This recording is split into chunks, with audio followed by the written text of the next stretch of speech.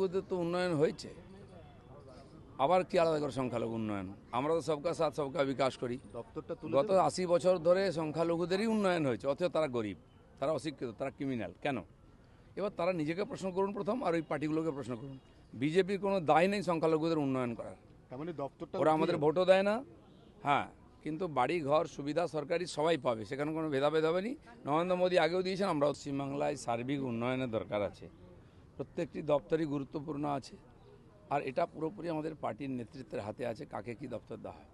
আমরা পার্টির কর্মী কার্যকর্তা, আমাদেরকে ইলেকশন লড়তে বলা হয়েছে, লড়েছি, জিতেছি। এবার পার্টি যে দায়িত্ব দেবে প্রত্যেককে সেটা পালন করে এই মিশনকে সাকসেস করবে। অনেক কিছু চালু হবে, অনেক কিছু বন্ধ হবে, সরকার হওয়ার পরে ডিসিশন হবে। ভারতবর্ষে এত বিরাট সংখ্যায় ট্রাইবেল আছেন, 10 কোটির বেশি, তাদের কথা কেউ ভাবতো না। মাননীয় প্রধানমন্ত্রী আর অটলজি এসে প্রথম ট্রাইবেল একজন ক্যাবিনেট মিনিস্টার তৈরি করেন, এবং এখনও সেটা চলছে। যারা বাংলা জঙ্গলে সব পিছিয়ে আছে, যাদের কথা কেউ ভাবে না, তাদের কথা আমরা ভেবেছি, বাকিদের কথাও ভাববো। সরকারের পুরনো কালচার চলছে, পুলিশের এখনও পুরো ঘুম ভাঙেনি, চুড়ি এখনও খুলে ফেলতে পারেনি পুলিশ, সেগুলো খুলতে হবে, তো তারপরে বোঝা যাবে। আসল সরকার শপথ নিলে তখন এর পরিবর্তন হবে।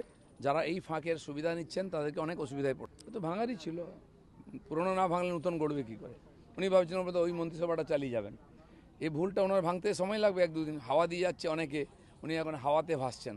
যখন বাস্তবে পড়বেন তখন বুঝতে পারবেন। না, উনি তো বিধানসভায় বসারও যোগ্যতা হারিয়েছেন। কালীঘাটে বসে ঝালমুড়ি খাওয়া ছাড়া কোনো কাজ ওনার হাতে থাকবে না।